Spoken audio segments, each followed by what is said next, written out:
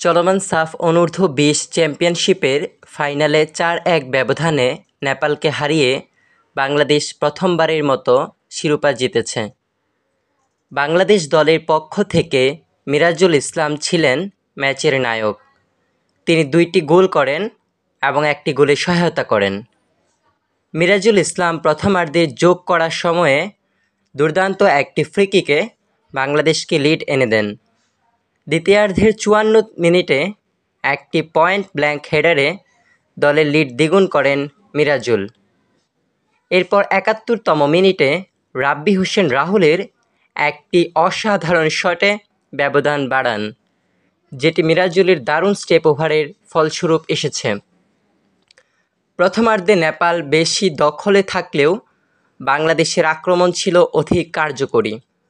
নেপালের গোলরক্ষককে কিছুটা ব্যস্ত রাখলেও বাংলাদেশের প্রতিরোধ দৃঢ় ছিল।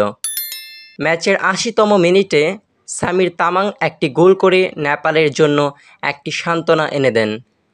তবে বাংলাদেশের পিয়াস আহমেদ নোভা শেষ মুহূর্তে আরও একটি গোল করে দলকে 4-1 ব্যবধানে জয়ী করেন।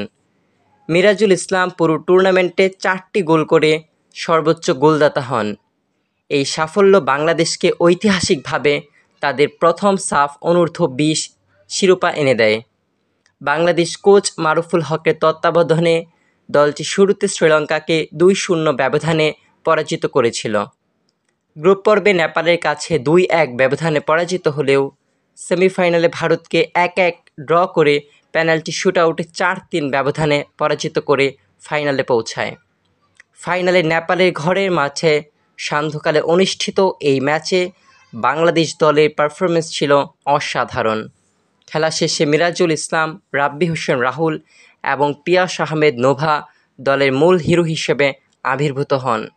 এই জয়ের মাধ্যমে বাংলাদেশ ফুটবলের ইতিহাসে একটি নতুন অধ্যায় রচনা হলো।